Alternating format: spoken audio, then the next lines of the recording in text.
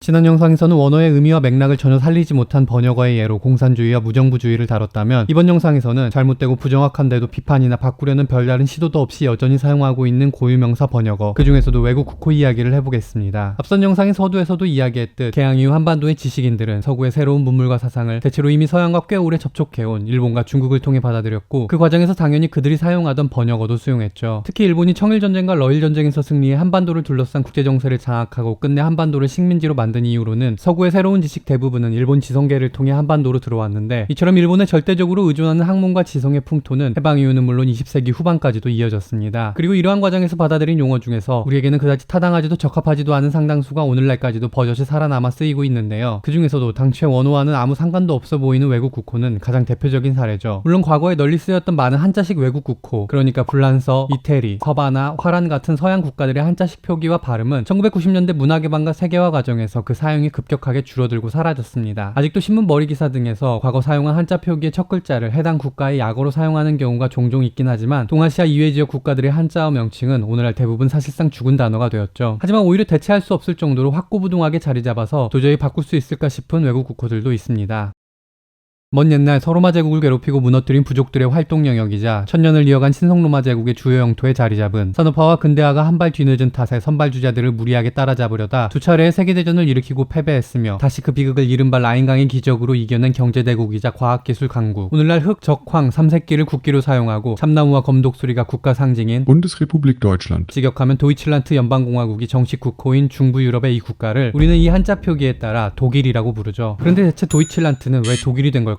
19세기 말에서 20세기 초 일본에서는 당시 서구 제국주의 열강 중 하나인 Deutsches Reich, 즉 도이치 제국을 도이치로 줄여서 불렀는데, 이를 일본식 한자 도금을 따라 이 한자들로 음차에 표기했죠. 그리고 이후 한반도에서 다시 이 표기를 그대로 받아들였고, 이로 인해 우리식 한자 도금인 독일이라는 명칭이 자리 잡은 겁니다. 참고로 일본의 지배력이 확고해지기 이전에는 중국식 표기법에 따라 덕국이라는 명칭이 사용되기도 했다네요. 물론 유럽이나 서구권의 다른 나라들도 도이칠란트를 정식 국호가 아닌 여러 이름으로 부르지만, 이는 어디까지나 주변 민족이나 언어권들이 오랜 기간 작은 정치체들로 이루어져 통일이 늦었던 오늘날의 도이칠란트 지역이나 그곳의 사람들을 제각기 다른 이름으로 부른 고대 로마 제국 시절까지 거슬러 올라갈 정도로 우리와는 비교할 수 없이 길고 복잡한 역사문화적 맥락에서 비롯된 사정입니다. 어쨌든 이게 참 코미디인 게, 정작 이 한자 표기가 유래한 일본은 2차 세계대전 이후 외래어의 한자와 음자 표기를 대부분 폐기하고 가타카나 표기로 통일시켰는데, 정작 과거 식민지였던 한국에서는 여전히 도이칠란트나 여타 원어에 가까운 발음이 아니라 식민지 본국의 흔적인 독일이라는 명칭을 아무런 근거나 이유도 없이 그냥 그대로 사용하고 있죠. 물론 해방 이후 일제 잔재 청산 운동의 하나로 독일 대신 도이칠란트로 표기한 예도 덜어 있었고, 현재도 독일과 도이칠란트 모두 표준어로 인정하고는 있지만, 도이칠란트라는 명칭은 불편하고 어색하다는 이유로 거의 쓰이지 않고 있습니다. 반면 북에서는 도이칠란트라는 명칭을 문화어로 채택했는데요. 민족주의와 반일주의를 부르짖는 우파 애국 보수분들은 빨갱이들도 한 이런 일제 청산을 안 하고 대체 뭐 하고 있는 건지 모르겠네요. 맨날 일본 정부랑 기업들 편만 들면서 성노예와 강제노역 배상이나 방해하고 말이죠.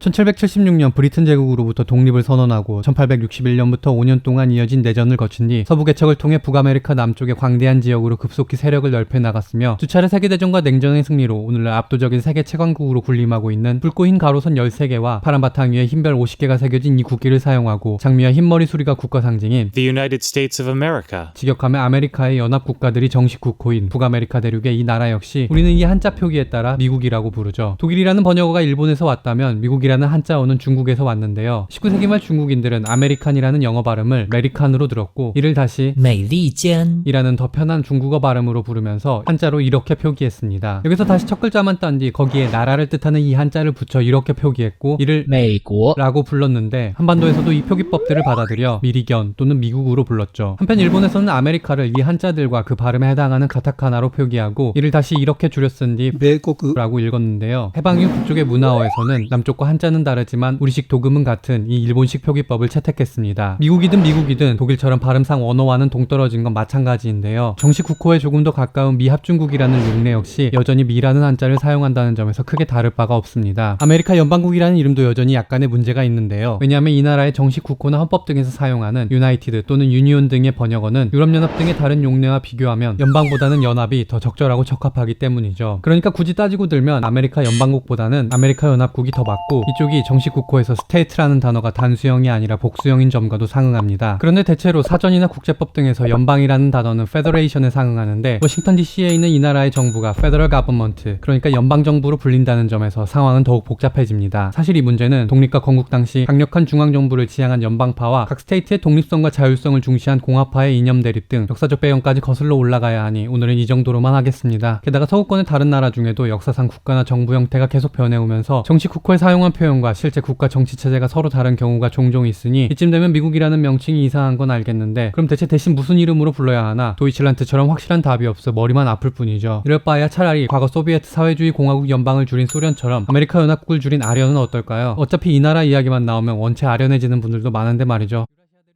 유라시아 대륙 북서쪽에 바짝 붙어있는 앞발을 든 채 뒤돌아보는 토끼 모양을 한 섬나라. 오랫동안 유럽의 변방이지만 한때 세계의 공장이자 해가 지지 않는 세계 최강 제국으로까지 군림하기도 했던 오늘날 다른 여러 나라의 국기에서도 찾아볼 수 있는 유니언 잭을 국기로 사용하고 사자와 울새가 국가 상징인 United Kingdom of Great Britain and Northern Ireland. 직역하면 위대한 브리튼과 북아일랜드의 연합왕국이 정식 국호인 이 나라를 우리는 이 한자 표기를 따라 영국이라고 부르죠. 이 명칭의 유래 역시 앞선 사례들과 비슷한데요. 19세기 중국인들이 잉글랜드의 첫 음절 잉을 이 한자로 표기하고 여기에 나라를 뜻하는 이 한자를 붙인 거죠. 일본에서도 잉글랜드의 포르투갈식 발음인 잉글레스를 따라 이 한자들로 음차하거나 이기리스라고 발음하고 가타카나로 표기했는데 이 역시 오늘날 한자 표기는 거의 사용되지 않습니다. 그런데 영국이라는 명칭은 잉글랜드의 국호의 번역이라는 점에서 앞서 두 사례보다 문제가 조금 더 복잡하고 민감하죠. 번역 자체의 역사문화적 맥락에 언어를 둘러싼 해당 국가의 역사문화적 맥락까지 더해지기 때문입니다. 이 나라의 정식 국호는 1542년 잉글랜드 국왕 헨리 8세가 제멋대로 아일랜드 국왕으로 즉위해 동군연합을 수립한 이후로 1707년 브리튼 섬의 두 왕국 잉글랜드와 스코틀랜드의 합병으로 탄생한 킹덤 오브 그레이트 브리튼, 1801년 아일랜드 왕국 합병에 따른 유나이티드 킹덤 오브 그레이트 브리튼 앤드 아일랜드, 그리고 1920년 아일랜드 자유국 독립 이후 현재의 유나이티드 킹덤 오브 그레이트 브리튼 앤드 노선 아일랜드에 이르기까지 그 영토 범위에 따라 조금씩 변해왔는데요. 명칭 자체나 그 명칭에 얽힌 역사에서 알 수 있듯 이 나라는 여러 왕국의 합병과 연합을 통해 만들어졌으며 잉글랜드는 가장 강력하지만 어쨌든 그 구성국 중 하나에 불과한 왕국이죠. 그렇게 서구 문화권에서 잉글랜드는 보통 고대 로마의 정복 이후 앵글로색슨과 바이킹 그리고 노르마 왕조의 주부대였던 브리튼 제도 남쪽의 정치 세력 또는 국가를 가리키며 그 맞수였던 스코틀랜드나 오랜 속국인 웨일스 그리고 북아일랜드와 여타 부속 도서나 해외 영토까지 포함하는 국가 전체를 가리킬 때는 대체로 브리튼이나 약어인 UK라는 표현을 사용합니다. 같은 맥락에서 흔히 대영 제국으로 잘못 번역되는 옛 제국의 정식 명칭은 잉글리시 엠파이어가 아니라 브리티시 엠파이어였고 영연방으로 번역되는 커먼웰스 오브 네이션스의 옛 이름은 잉글리시 커먼웰스 오브 네이션스가 아니라 브리티시 커먼웰스 오브 네이션스였으며 제국주의 침탈의 역사를 자랑스럽게 선전하고 있는 런던의 이른바 대형 박물관 역시 잉글리시 뮤지엄이 아니라 브리티시 뮤지엄의 정식 명칭이죠. 다시 말해 잉글랜드와 유나이티드 킹덤 오브 그레이트 브리튼 앤드 노선 아일랜드라는 명칭은 그 뜻과 지시 대상 모두 다릅니다. 그러니 국제사회에서 브리튼 혹은 UK로 통용되는 나라를 잉글랜드라는 국명에서 비롯된 영국으로 부르는 건 딱 맞아떨어지는 예는 아니지만 중국을 허베이나 랴오닝이라고 부르거나 일본을 긴키나 간토라고 부르거나 도이칠란트를 브란덴부르크나 바이에른이라고 부르거나 아메리카 연방국을 뉴욕이나 캘리포니아라고 부르는 것처럼 그다지 적절하지 않다고 할 수 있죠.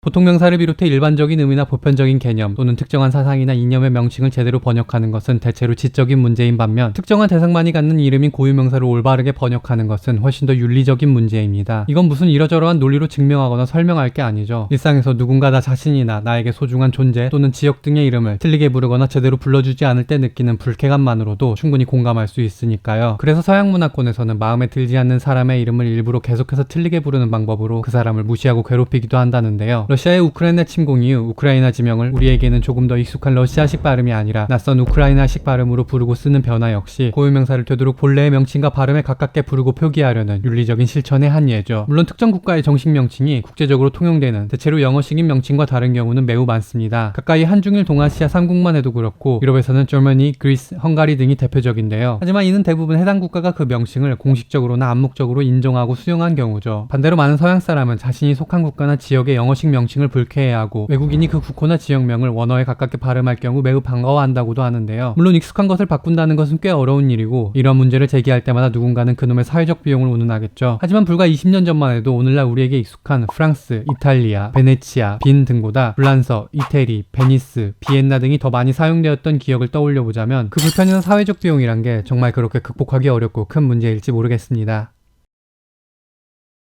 이 영상이 여러분의 지적 생활에 도움이 되었다면 그리고 또 다른 이야기들이 궁금하시다면 구독과 좋아요 부탁드립니다. 그럼 더 좋은 영상으로 또 찾아뵙죠. 고맙습니다.